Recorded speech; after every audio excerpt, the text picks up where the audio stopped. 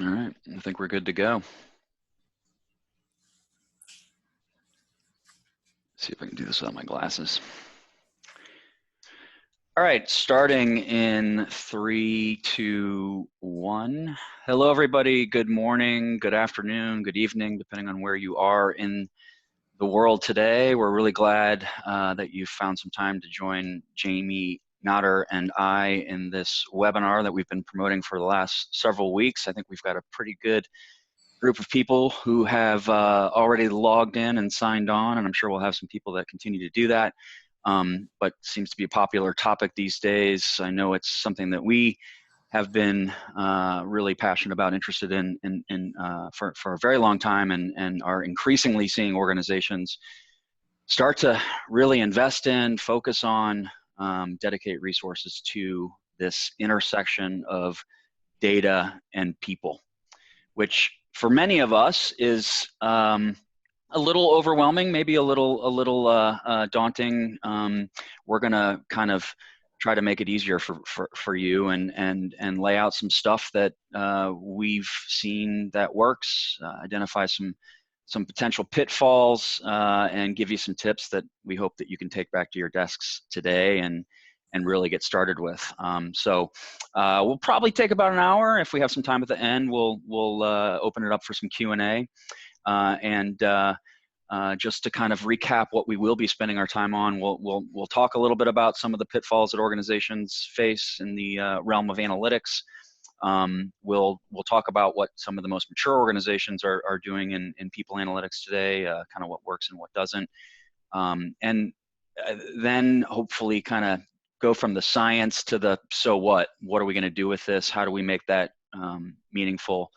How do you start turning that stuff into results? I think that's where the magic is. That's where the money is. And I'll probably spend most of the time doing kind of the data and the science side of things. And then my colleague Jamie will give you some thoughts on what to do with all of that, which is something that he focuses on a whole lot. And so with that, let's just make some quick introductions, and then we can get started with the content. Again, I'm Charlie Judy.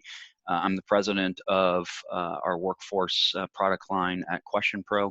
Workforce is a integrated suite of people analytics solutions that are really designed to help organizations capture data throughout the entire employment lifecycle, from culture to each and every kind of aspect of what your employees may be experiencing throughout, and then produces analytics that help you kind of prioritize and get focused on the stuff that matters for you. I kind of have had a circuitous career I started as a CPA. That's where my love for data comes in, and kind of stuck with me ever since. I fell into HR by accident. I have spent 20 years as an HR executive before I pulled the ripcord and jumped to the dark side of technology. Co-founded a company with Jamie Notter called WorkXO, which is a culture management platform, culture assessment, culture analytics, et cetera. And that platform is still part of QuestionPro's workforce platform. QuestionPro bought WorkXO about a year ago. And we have since then been integrating all of those products and taking a look at what's next in the realm of people analytics. I've worked and traveled all over the world, and that certainly has informed my point of view on the world of work at large. And for me, if I had to kind of give you my philosophy, or my platform, it's really all about how do we simply engineer the world of work. How do we make it more human? You'll hear Jamie talk about that a bunch. And talking about data in the same sentence of human beings is counterintuitive sometimes, but we're gonna shed some light on that and talk about how really those two things complement each other pretty closely. So with that, Jamie, why don't you say hello and introduce yourself? Sure. Well, thanks for inviting me to be part of this webinar. I really appreciate it. I have a company called Human Workplaces. My partner in that is Maddie Grant. She was the third partner in crime that created WorkXO with me and Charlie. She should really be here with us today, actually. I know. That would have been better. She doesn't like doing the webinars. Is the I bottom know. line. So I know. she makes me do that. But my background's actually originally in the field of conflict resolution, but I've been consulting since 2001. And Human Workplaces focuses pretty exclusively on workplace culture. And we work with clients to do a lot of what we're going to talk about today, which is really understand what their culture is and then shape it so that it actually drives their success. I also tell people these days that my consulting and speaking business that we have is really just to fund our book writing habit, because we love to write books. Maddie and I have 3 out there. Human Eyes, there's the human theme, is back from 2011. When Millennials Take Over was 2015, and then this January we released our newest one, which is the Non-Obvious Guide to Employee Engagement. So we were already planning our next one, actually, but I'm not going to tell you what that is. Oh, I didn't think you'd share that much. Okay. Well, at least you've teased it out. And I'll say that obviously I'm a reader of all 3 of those books.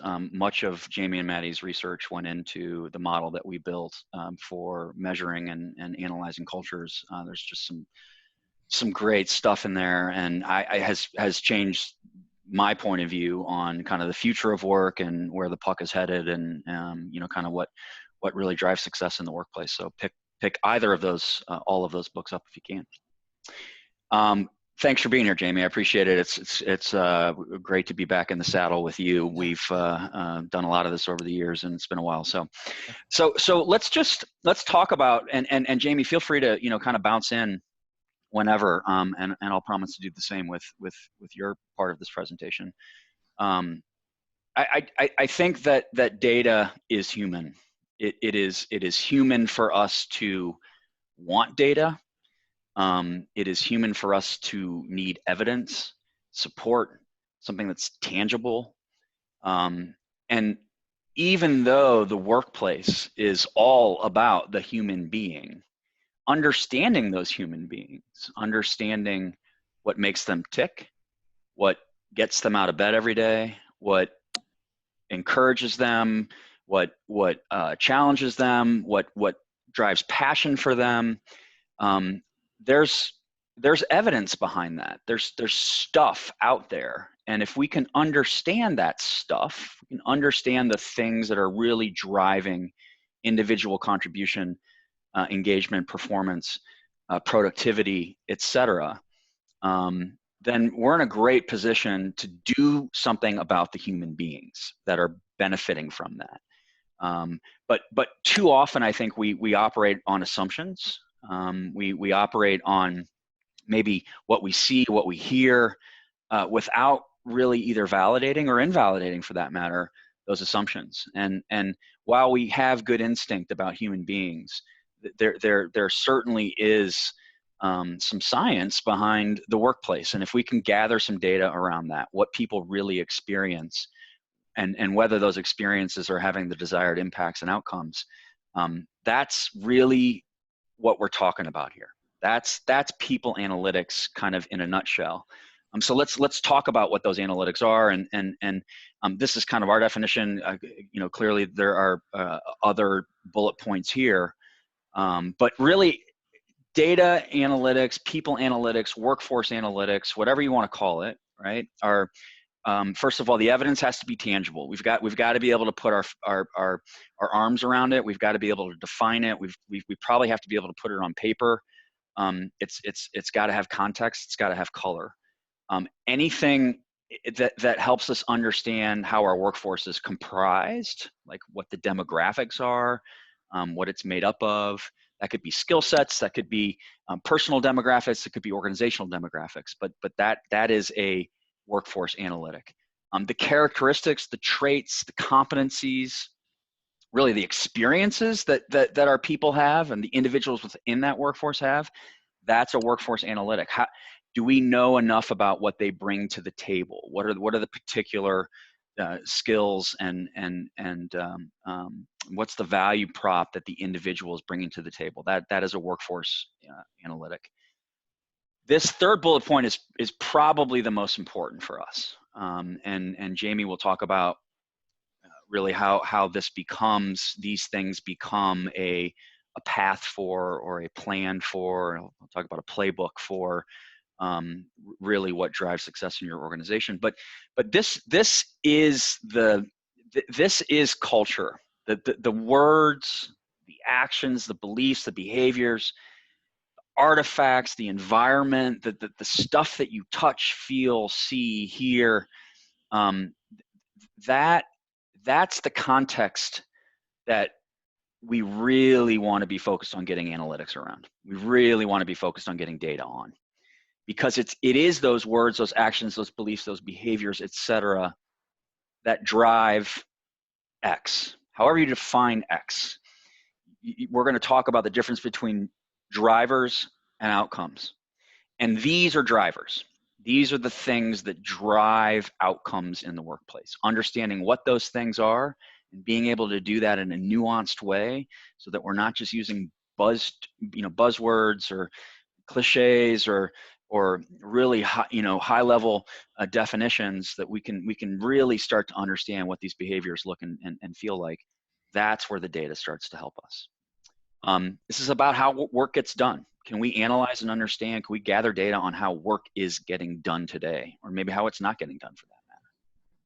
Anything that now is outcome driven, we do a lot of work in the world of analytics that is focused on outcomes. So stuff like cost to hire, turnover, eNPS, that's a term that hopefully you've heard before. We'll talk a little bit more about what that means in a second. Engagement. Those are all of the outcomes from some of those drivers that we've talked about before. The trick is going to be, and we'll talk about this, is gathering data on both the behaviors and the outcomes. And if you can do them, if you can get data on both of those things, then you can really start to draw some conclusions, which are powerful. And then, of course, at the end of the day, this should all be about gathering data that helps us understand what drives organizational success, however you define that: growth, prominence, profitability, revenue, top line, bottom line, whatever. But if you are charged with workforce analytics, and you can find a way to correlate or connect the data that you're gathering about your workforce directly to organizational success, then you will have a voice. People will be listening to you, and you will be prominent in the work that you're doing, because that's the kind of the holy grail. How can I demonstrate what we're doing with our people, how what we're doing with our people impacts success of the organization? So that's kind of workforce analytics. Jamie, anything that you observed there, or see that we missed maybe? No, I think it's spot on, and I think that last piece is the forever cry of human resources wanting that seat at the table. Like, stop asking for the seat at the table and start connecting your work to the results, and suddenly there you'll be at the table. It's like as easy as that.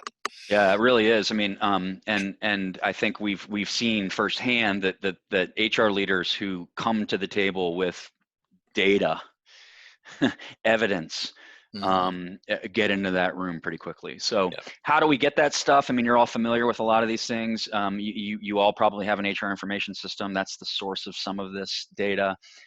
Surveys, obviously, something that we here at QuestionPro are quite fond of. It is our business, whether they're formal, informal, annual, intermittent, pulse. I mean, you've probably heard all of these tools, but surveys are about feedback directly from the living, breathing people who are on the ground in the trenches experiencing this stuff firsthand.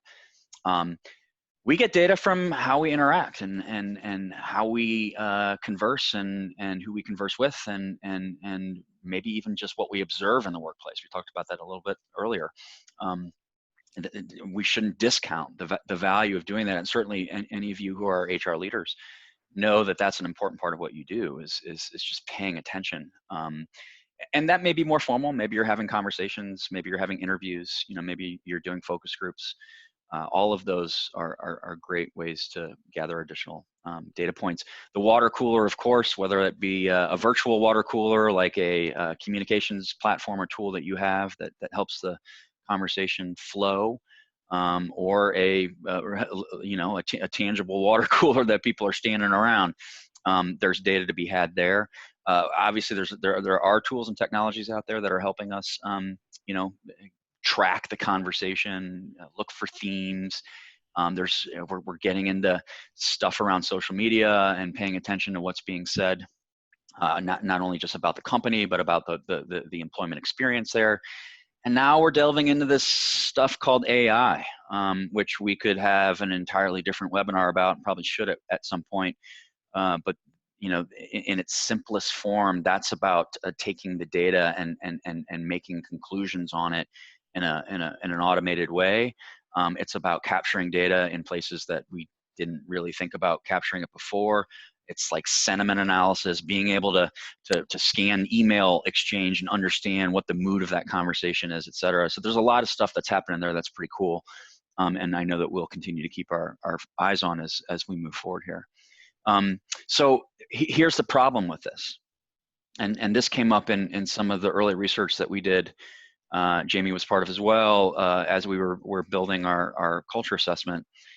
We found that really close to half of the HR leaders that we did research with suggested that they rarely, if ever, do anything meaningful with the results of the surveys, employee surveys. That was so shocking, and it's still true, right? And I share that stat anytime I'm in a room or giving a presentation, and you should see the nods. Like it's irrefutable, right? And I can say that without in any way being accusatory. I spent 20 years as an HR exec, and I was one of those people, right? It's not for lack of intent, it's hard.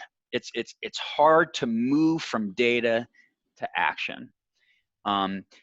Jamie's going to talk about the action piece. I want to highlight though a couple of things which I would call as obstacles or just inherent challenges to our using data more effectively. One, whatever we have is often inaccurate. It's unreliable. Whether that's because we're, again, basing it on assumptions, we're using poorly designed surveys, we are only getting half the story, for instance. We're not diving deep enough. We're not looking at correlations between things. But this unreliability comes from taking data and looking at it on the surface and staying on the surface with it. That there's more behind that. And so I think this is one of the reasons we're not turning data into action. Another is that relates to the second bullet point around the superficiality of the data. Like it's just scratches, right? It maybe gives us an interesting thing to explore, but we don't explore it further. We don't really take the time to understand it. And then what we're left with is a number and not really anything around what that number means. There's been a lot of work done. Josh Burson put a piece out recently around kind of mature data organizations and data illiteracy. Like HR departments don't necessarily have the skills to understand this data or to analyze it and dig deeper as we just discussed. And that's nothing about intelligence. It's nothing about intellectual capacity. It's just that that's not what we've historically been trained to do, right? And as data becomes more and more important to the realm of people, that's a skill set that's going to become more and more important for the realm of HR. We have cultures, the organizations at large, that are really averse to data. One of the things we also heard from people when we were doing some research, we asked people whether or not they did some sort of employee survey. And about 70% of the people said that they did. 30% said they did not. And when asked why they did not, the overwhelming answer was because they were afraid of what they were going to learn. Now, that's a whole nother set of issues, right? But you want to talk about a data averse culture. Like, we don't want to do a survey because we're scared of what we're going to find out. We got to get over that. We got to help our organization get over that. It's not about the kind of the wrong, the right, the good, the bad. It's about like, let's just accept what we're learning and work with that, as opposed to wringing our hands around whether or not we're a good place to work or not. And don't get Jamie and I started on that. We'll go for hours. But that's I think another thing that's really challenging for us. We don't have the right skills, we don't have the right resources. Mature organizations, like really mature people analytics organizations, they actually have resources dedicated to analytics. These are people that have been trained in this stuff. They understand it. They can do the tough work and analysis around it. We're not all that fortunate, but we have to find ways to get others to help us with this stuff, because going it alone will not I don't think will get us as far as we need it to go.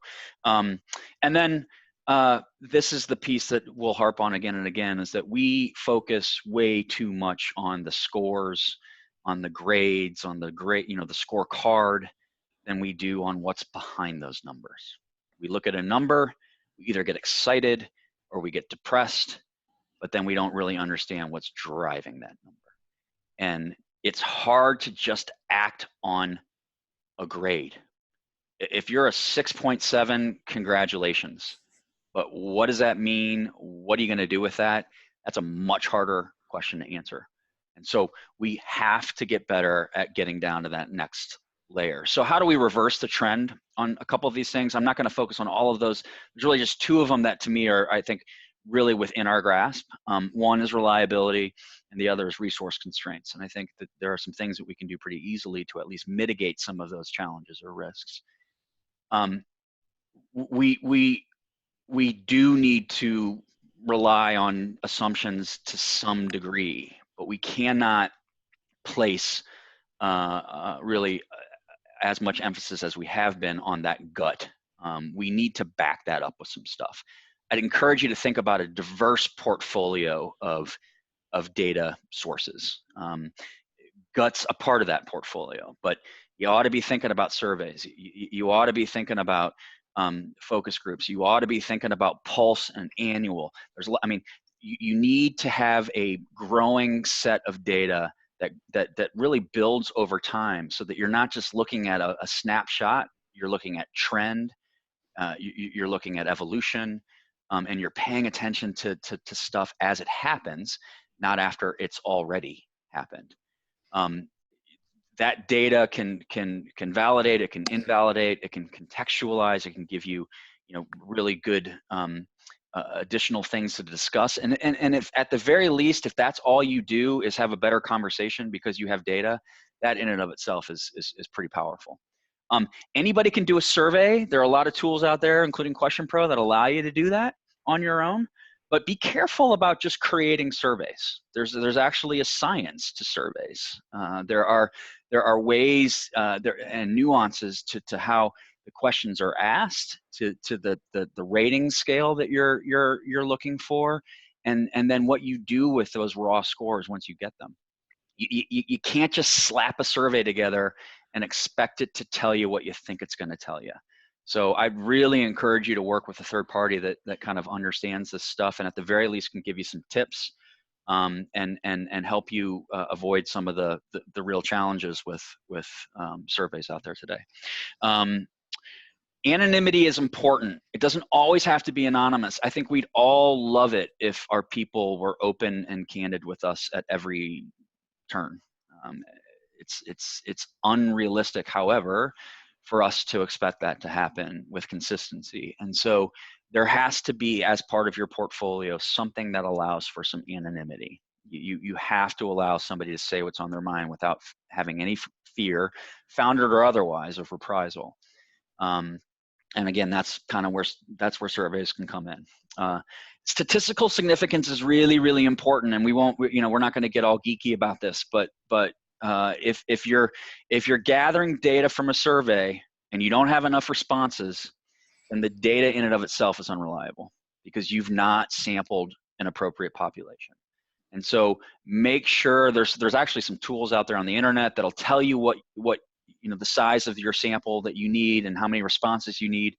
Use those if you're going to do surveys, because you really want to be able to rely on the data that once you've gotten it.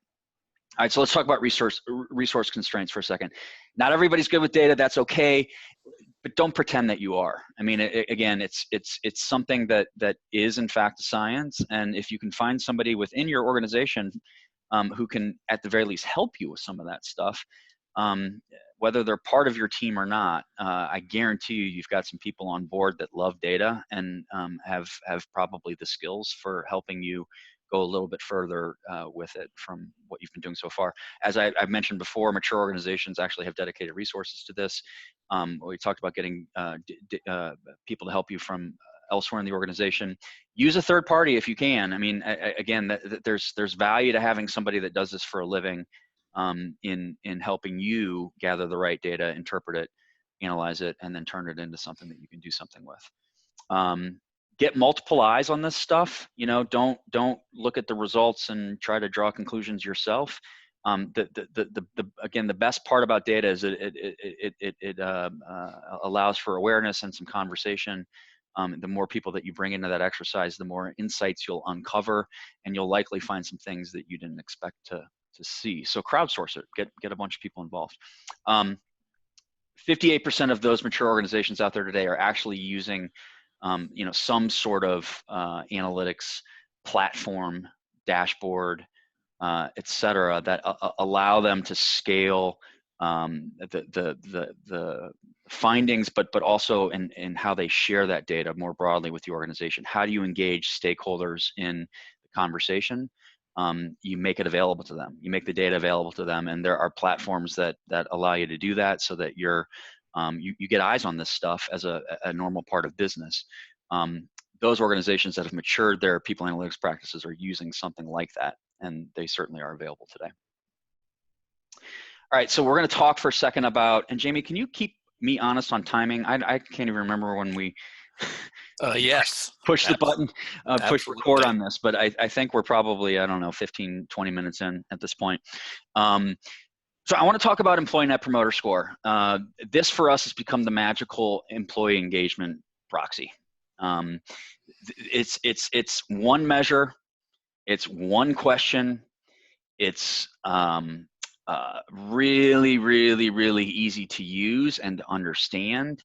And we believe in all of our research and the multiple data points, benchmarks that we've gathered across the globe, that this one measure is as good an indicator of employee engagement, including intent to stay, willingness to put forth discretionary effort, et cetera, than any employee engagement survey that you could ever take. And we really like this as the one outcome that you can measure, monitor trend on, and really use consistently across any other kind of data point that you're gathering. This one data point becomes the primary source of correlation. I'm going to talk to you about that in just a second. And being able to do that correlation is what allows you to get to some of the drivers that we're talking about. Allows us to understand what's really impacting success. So it's a 10-point scale, just a real quick kind of one-on-one for those of you that haven't had exposure to this before. It's rooted in a science called NPS, Net Promoter Score. It's been around for a bunch of years. It's used primarily in measuring customer satisfaction. We've kind of adopted it internally for employee satisfaction, but it's the answer to the one question: how likely are you to recommend someone you respect to this organization for employment? 10-point scale. Those that answer with a 9 or 10 are promoters. They are the people out there waving the flag, singing the praises, really, really excited about this place, highly engaged, productive, so on and so forth. And those are the people in that green slice of pie in this case, in this example. So 45% of our people are promoters. They answered with 9s or 10s. Passives are 8s and 7s. They actually get excluded from the equation. The argument is that they're just kind of on the fence. They're not really moving the needle one way or the other, and they're probably not having a measurable impact on kind of overall sense of connection with the organization. That's the yellow slice of pie, in this case, 28%. And then those that answer with 6 or below are called your detractors. And they could actually be damaging your brand out in the marketplace. They're disengaged, they're probably underproductive, certainly suboptimal in what it is that they bring to the table. The difference between that green slice of pie, 45, and that red slice of pie, 27, is your net promoter score, 18 in this case. The net promoter score for this organization is 18. Now, we've done this with organizations across the globe. We have 700,000 plus data points.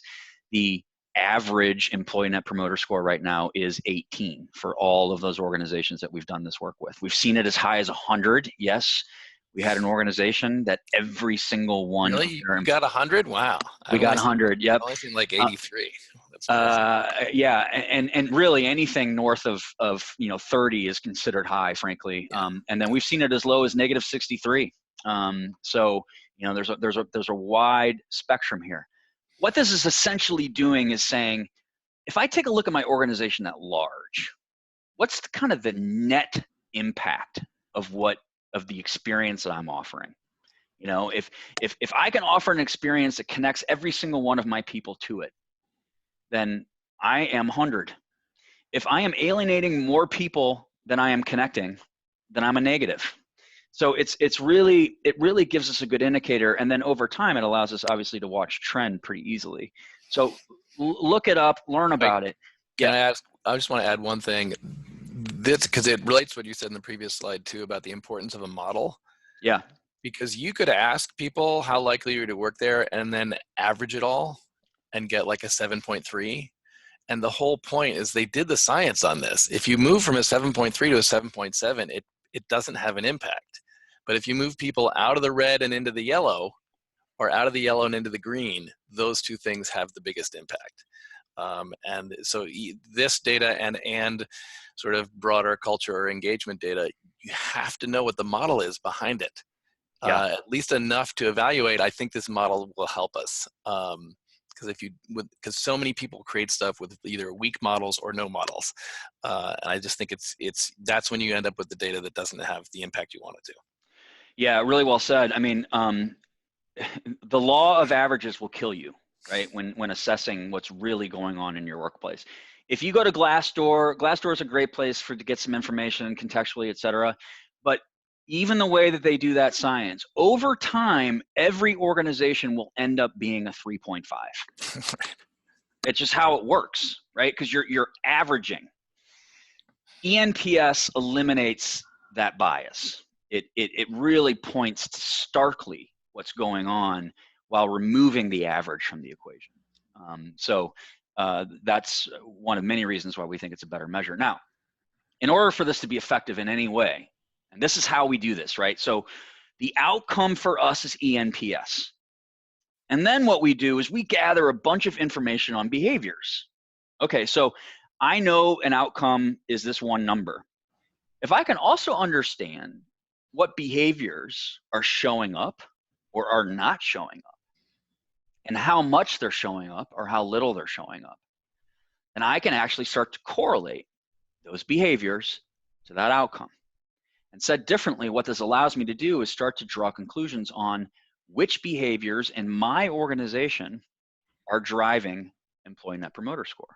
Now, the beauty about this article, this approach, is that this does not presuppose some one-size-fits-all recipe for organizations. It doesn't say that in order for us to be a better place to work, we've got to do all of these things and more of all of these things. What it says is there are certain behaviors in this organization that seem to drive engagement, employee net promoter score, connection, intent to stay, et cetera, more than others. And what works for us might not work for the organization down the street. But if I can start to do those correlations, then I can identify those things at the behavioral level. So drivers are those behaviors, those actions, those words, those beliefs. We talked about those earlier.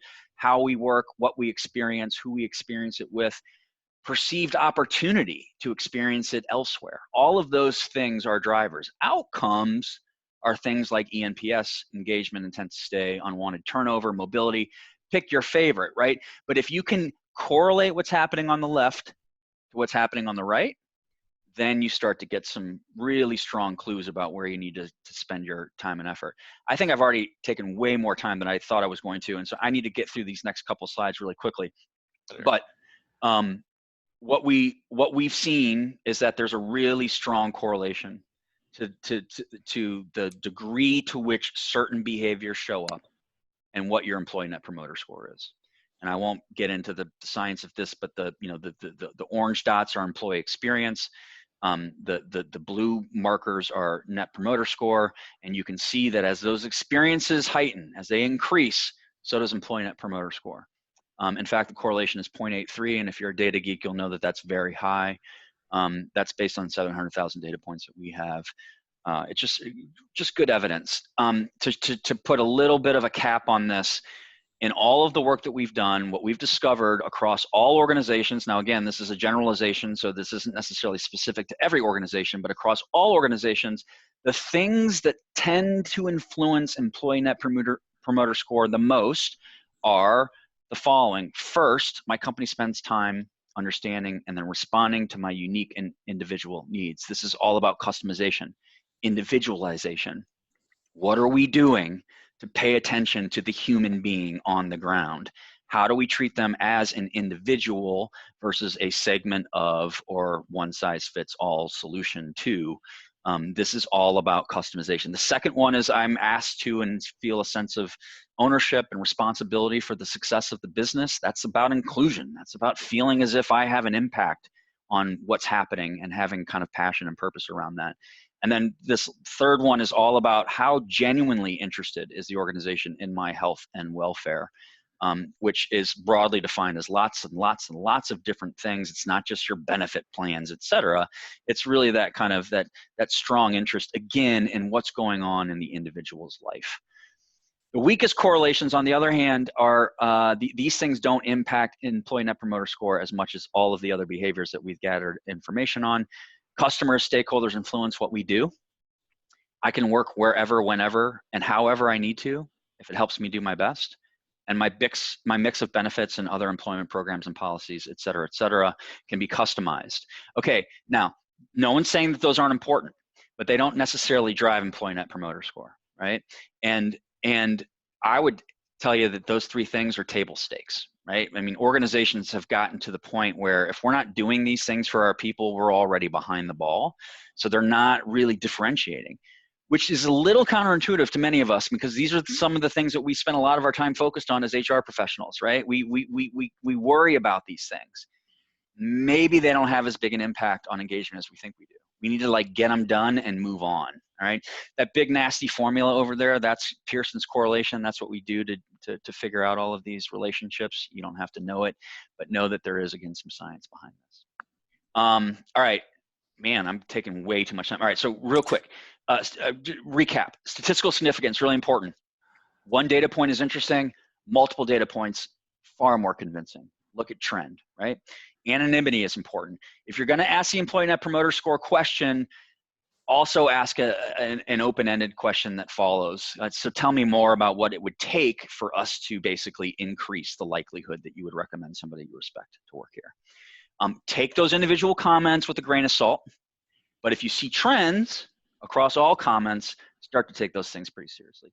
Be careful of survey fatigue, right? We all got to be careful about that. There's some really unique ways to get data throughout the life cycle, throughout the year, without overwhelming people with surveys. And happy to talk to you guys about that offline. We won't really discuss that today, but it involves random sampling and statistical sampling and pulse surveys and you know, lots of different ways to make sure that we're not driving our people crazy with surveys. Gather input on outcomes and also drivers. That's the only way that you're going to get meaningful information.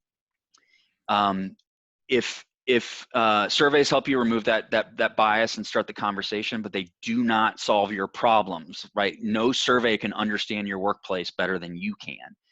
But the survey and the data that you get from it are going to give you a really great place to start the conversation and make sure that you're focused on the right stuff, all right? And then this last data point, which is the segue to Jamie's piece, don't bother gathering the data. Like, you wouldn't be on this webinar, I don't think, if you didn't really want to do something with your data. But don't waste your time if you're not going to do anything with it. Get data that you can do something with and then do it. So with that, Jamie, over to you. Yeah, well, and I mean, and on the don't gather data unless you're going to do something with it, the piece to know there is that that's what your people are actually expecting to happen. Like, that's what people think is going to happen. Another survey, nothing's going to change. And so actually you can really score a lot of points just by surprising them and actually doing something with the data. So to frame up this part of the presentation around sort of the so what piece, like, what do you do with the data? How do you translate the data into action that has an impact? Um, the first point I want to make is a little bit back to the whole have a model behind your data gathering. So much of what we do when we in organizations today, when we use data, when it's for people analytics, is we focus on asking our people what they like and don't like about their work, right? It's all based on, do you approve? Do you approve of how we do this? Do you approve of how your manager treats you? Do you approve of the benefits package? Right back to that other one that didn't have the code. So we're all about, hey, do you like it or do you not like it? We want to, and then we look for numbers. If you look at the most engagement surveys, they'll report the data in sort of percent favorable, right? Like how many people gave us good answers versus bad answers, and we then use that. We find out what people like and don't like, whether they're happy or unhappy. Then we take that data and say, well, then let's fix the pain points. Let's start to do, they don't like this over here, let's fix that. Oh, you like this more? Okay, let's emphasize that more. But we sort of focus on the pain points. And the data that I'm observing in organizations is that when you fix the pain points, you know what happens after you're done with that? New pain points come in. Like they'll give you something else to complain about. Like it's a scattershot approach of let's try and make everyone happy all the time, right? This picture I put in there, that's in every brochure for every organization for recruiting, right? This is what our people look like. We're all happy. We need to stop doing that. Trying to make people happy doesn't actually increase success. This is actually one of our big lessons from the last book on engagement. Really engaged employees are sometimes frustrated, and they actually use that frustration to solve problems and do their work better. So stop trying to make people happy and instead really understand the culture. So go to the next slide. And I know Charlie's not going to be surprised at any of this because this is all based on the model we created together. But if you want to use your people analytics to have a real impact in the organization, then use it to see your culture better, okay? And not just, again, not like approve or disapprove of the culture. I don't want you to gather data that says I like the culture here or I don't like the culture here. I want you to use the data to see the patterns. Okay, this has been the big epiphany for me in the last 2 years since we've had access to the culture assessment that we built, is that it shows patterns that without the data you can't really see it. You know what I mean? Like there's a layer underneath. You have a general sense, back to your point about the gut. Your gut will tell you a general sense of how we do things here. You'll be able to answer that question. But there's another layer down of we do kind of do it like this, but here are the nuances. Here are the contradictions that we didn't see before. Here are the deeper patterns that exist inside the culture that's part of how you do things. And some of those patterns have a big impact on whether you're successful or not, okay? And it's not always the stuff that people don't like that are having the biggest impact on success. Sometimes they kind of like doing it that way, but it's getting in the way. And you didn't know that until you had that conversation. And so for me, when you're looking at your data, to one of the bullet points you had on the previous slides, the data is there to start the conversation. And the conversation needs to be about, hey, what are the patterns that are messing with success? Find those and fix those. And it sort of turns things around. So I think I have an example on the next slide. I love using the innovation example. I don't know, Charlie, if you've seen this with the folks that you're working with, but innovation's a hot topic, right? People, almost every organization I run into says, I wish we did innovation better. And so I'm like, okay, then let's look at the data and let's see what the patterns are. So this is just a screenshot. This is from an organization we worked with. They got a 6.7 on our scale for innovation, which is actually relatively high, I think, compared to some other organizations. But if you really want to know how they do innovation, you got to look at the building blocks, and that's the list on the right. Like this is the stuff inside a culture that determines how you do innovation and whether you be successful at it. So is it a culture where creativity is valued? Can I be creative in doing my work? Do we do inspirational work? Permission to hack's one of my favorites, right? In this culture, if I want to change something, you know, is my manager going to back me up, right? Like, and on our scale, it's not good to bad. This is not like they said, hey, I approve of the way we do creativity. It just says, and 8.4 is a high number. It says, no, that's really present in our culture. That's here. Like we asked everyone and they said, oh yeah, we can be creative in our work. Fine. A low score, like a 3.7 on testing new ideas, says, you know what? We don't do a lot of beta testing here. Like we don't take unfinished stuff and show it into a customer to get feedback. Like, and that's not a judgment about whether that's good or bad. They're just saying that's not very present in the culture. And so seeing that, then you see the patterns. So the next slide, and I see this one all the time. The higher scoring, meaning more present in the culture, in this case, for this organization, are the concept side of innovation. Can we be creative? Is it inspirational? Continuous improvements is the, you know, can you get past the we've always done it that way excuse? These are concepts and they're very important. If you want to do innovation in your culture, you better value concepts like these, right? If they're not there, it's going to be really hard. But it is very noticeable to me that the concepts are significantly more present in the culture than the action side of innovation. Do we take risks? Do we create containers where people can actually experiment with stuff? And again, beta testing, prototyping, like that, they're there. They're in the culture. They do it some, but not as much as the concepts. It's a really classic, like we talk the talk, but we don't walk the walk. Yeah, that's really interesting, Jamie. I've not seen you compartmentalize that way. It's the stuff that we all know is important versus do we really do it kind of thing, right? That's interesting. Do we put resources to it? Do we, you know what I mean? Like that's the harder stuff is actually making room for this. Right. But there's another, and I think the next slide has it, interesting piece of this pattern that I asked this organization about, because permission to hack is kind of an action part of innovation, right? It's like you can hack things, you can go in and mess with stuff. And that was a 7.1 on our scale. And so it's more present in the culture. And I remember asking the management team, I said, help me out, folks. How come you can hack stuff, but you don't run experiments or you don't do beta testing, you don't take risks, or not as much? Like, what's up with that? And the CEO was a smart guy. He said, I'll tell you exactly why. Because you can hack by yourself. You can hack within your work stream. But if you're going to run an experiment, it's going to involve other people. If you're going to beta test, it's going to involve customers. As soon as it gets outside of my domain, they don't do the innovation. And so for them, they realized, wow, we have all these little stovepipes of cool, innovative things that everyone's developing within their work streams, but they're not connecting the dots, you know what I mean? And so they saw, even though they're sort of known as an innovative organization, they saw that they were leaving money on the table because they weren't connecting the innovation work cross department and cross area. And so that to me is sort of a key example of, okay, this is not only a pattern in our culture that I sort of couldn't put my fingers on until I had the data, but the pattern is making us less successful. And it's something that's really important to who we are and what our mission is and what our customers want, et cetera, et cetera. So that's the one you go fix. And if you had asked people in this organization, do we do a good job in innovation? Everyone would have said yes, because they felt they do in their work stream. You know what I mean?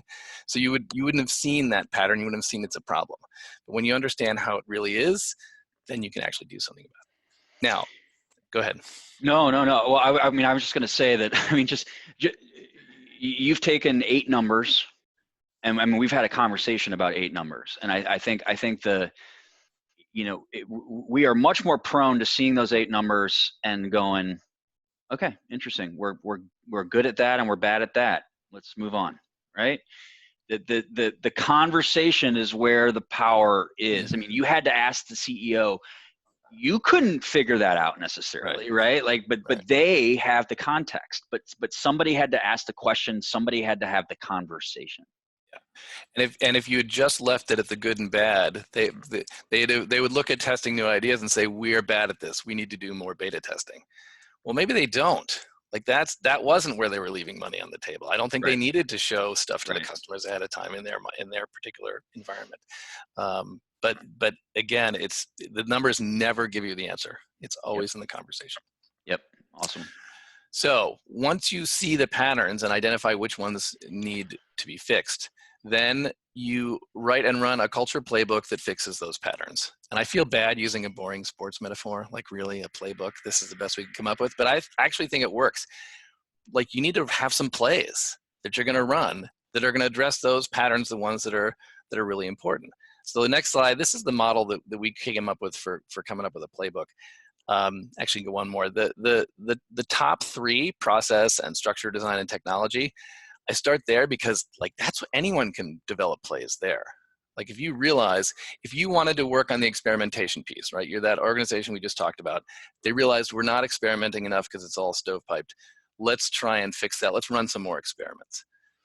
Well, you want to run more experiments. You can do the corporate version of this, which is you do a slide deck that says everyone should run more experiments, which I've literally seen out of engagement surveys.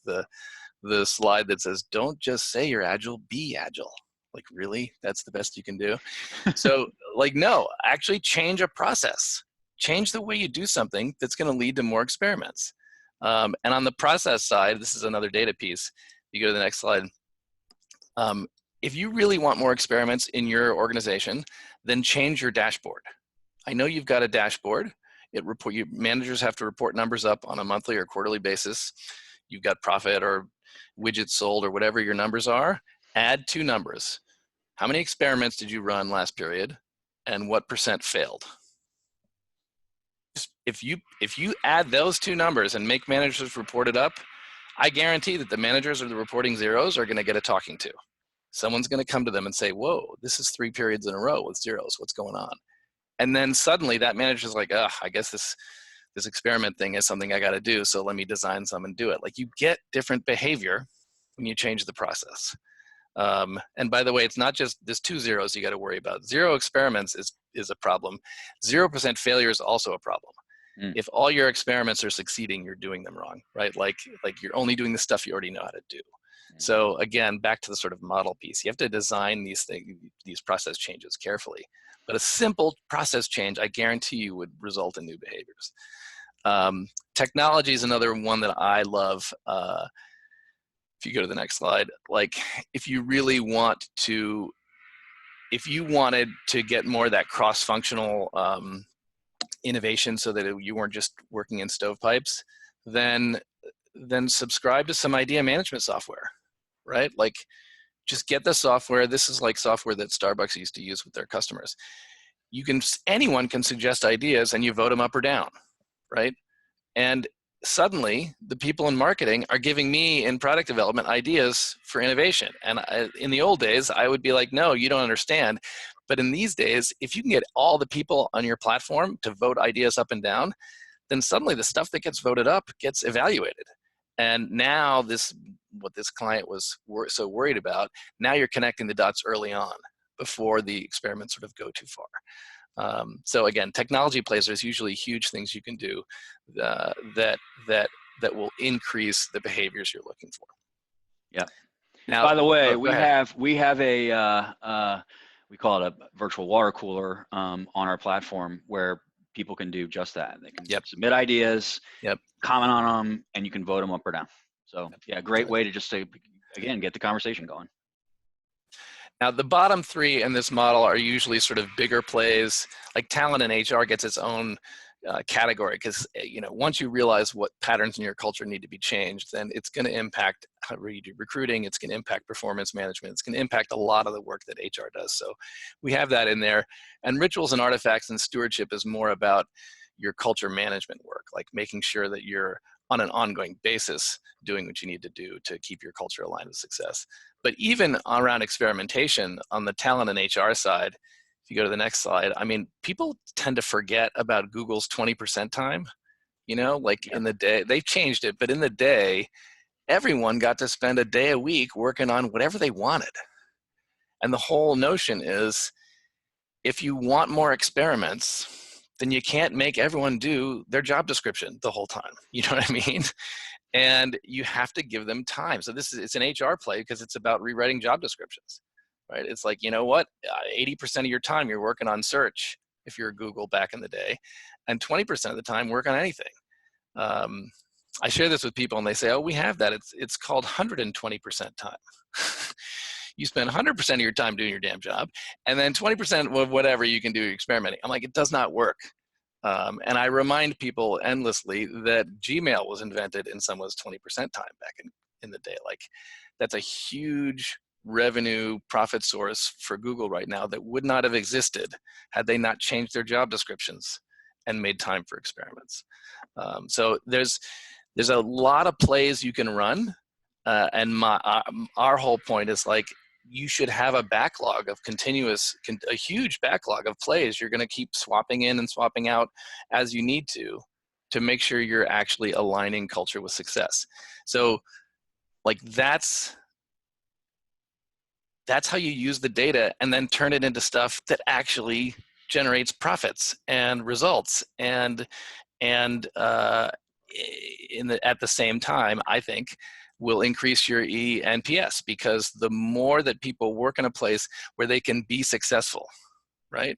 Where they know that the way we do things actually is propelling us forward. That's when you get the engagement, right?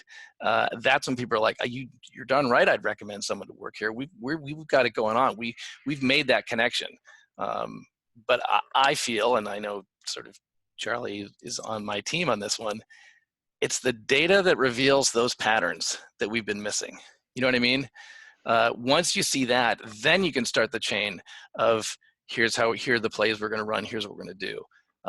But without that layer in your analysis, it ends up being kind of random. And I think that's where a lot of organizations are these days. So to kind of connect all the dots here, I mean, you know, if you were to have done a survey that gathered some information on the behaviors that show up or don't show up, and in your case, we found out that innovation, there were some things going on, right? We started with some numbers, we had a conversation around that, we started to uncover the patterns. We might also be able to prove through a correlation analysis that experimentation, those people that were your highest promoters probably experienced a lot more of experimentation than those people who were not your highest promoters, right? And then that even has more credence. Let's focus on experimentation. Okay, now we're not just talking about innovation, we're talking about experimentation as a part of innovation. Mm-hmm. Now, how do we do more of that? Jamie talked about you can do that any one of these buckets. You can think of plays that you can run that are tangible, that you can point to, that you can measure, that you'll know if they're getting done or not, and if they're being done effectively, and you can get at it, right? Now you're not just saying we need to be more innovative. Mm-hmm. We need to experiment more, and this is how we're going to do that. Yeah. Cool. So this is sum up. You want to go first or me? You go, man. All right. So I mean, I maybe I'll be repeating myself. So we just kind of did this, yeah.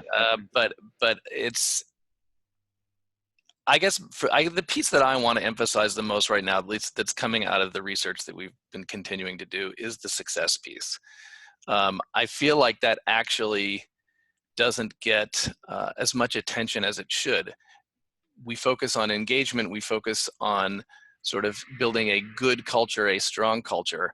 And I am finding more and more that the people that can generate what we call deep success, like not just we're profitable, like that's sort of like, or that's table stakes, right? Like we're not going out of business, congratulations, right? But I mean, like we're successful in an organization. We've created job roles in every part of the organization where it's designed to make those people successful. You know what I mean? And we're aligning that actually at the individual and personal level to your original data point.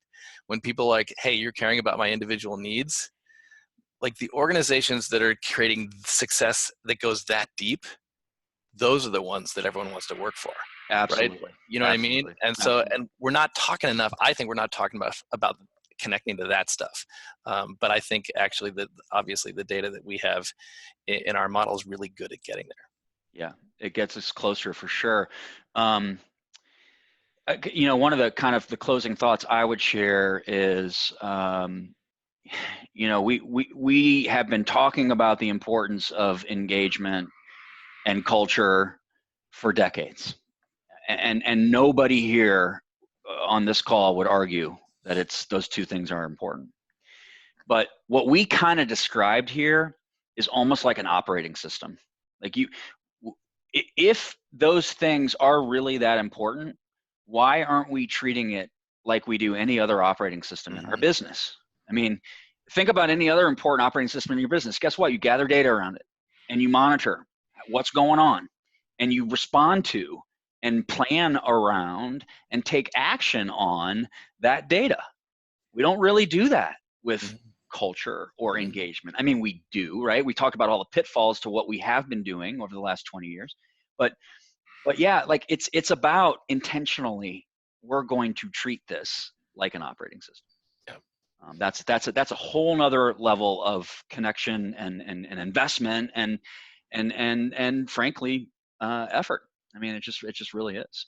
So we have taken more time than we asked of you, which is okay. You can leave if you'd like. Hope that you stuck around for as much of it as you could stomach. This will live on in obviously the social sphere out there. We'll make sure that it's archived and people can access it later. By the way, I put a lot more words on the slides than I normally would, a lot more bullet points, again, so that if you're referring to this down the road, you'll have a little bit more context. I don't know that we have a lot of time for a lot of questions, but there is one that came in, Jamie, that I think is interesting and would love to get your thoughts on it. My guess is this is something that you've encountered before, and that is, and I'm paraphrasing, this is from somebody named Madeline. I don't know where she's coming from, but this is all great, but it involves some effort and some money. I'm not necessarily the person that gets to pull that string. How do I make this happen? Yeah, I do get this question a lot, actually, when it comes to culture and culture change. And I will say, broadly speaking, at some point, someone is going to have to put some money to this. Like, this is not just something that anyone can do completely. But there's always something you can do. You know what I mean? The last chapter in When Millennials Take Over is called Proceed Until Apprehended, which is a quote from Florence Nightingale. But the whole notion is, if you need to move in a direction, if you realize we need to sort of connect our innovation efforts across, departments like that example, then do what you can within your sphere. Okay, which means you can actually, instead of only working within your area on that on an experiment, you can actually talk to some other people. Now, that may be counterculture, right? That may be not how you do it. So eventually, you're going to be apprehended. Someone's going to stop you and say, hey, whoa, this isn't how we do it. So because you know you're going to be apprehended, design your attempt to shift the culture in a way that generates some results really quickly. Like, this is my big advice. If you want to change things, don't just change them and wait till someone stops you and say, yeah, but I thought this would be a better way to do it. Because they're gonna say no, and you're done.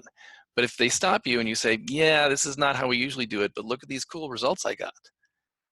I'm telling you, the bosses love results. And so you actually have to be more careful in your design of your own experiments when you're changing the culture. But I think that's something that's within everyone's reach. You can change a process that you're working on, and then if you can show the results really quickly, I think you're more likely to get people on board. Yeah, I like that a lot, and I mean, I just to add a little bit, this is kind of the low-hanging fruit thing. I think we get scared of low-hanging fruit. I think we often, we look for perfection. We look for big wins, right? Mm-hmm. And big wins are hard, man. But if you can find the little wins and you can find them early, those little wins add up. And I'm not saying something that you all don't already know, but it's hard to practice that. Like, that's all around progress over perfection. Like, let's just do it. Let's see how it works. And then let's take the next step. Just take the first step. So that's the time that we have today. Again, thanks for being with us. Jamie, as always, I love this conversation and will find other ways to have it down the road. There's a couple of other topics that I think could very easily come from this. Thanks to all of you that took the time to be with us today. Here's how you can reach out to either one of us. Permission to do so. Proceed until apprehended. There you go. Would love to learn more about kind of what you all are faced with and how you're going about it. And we hope to stay connected. Thanks again, guys.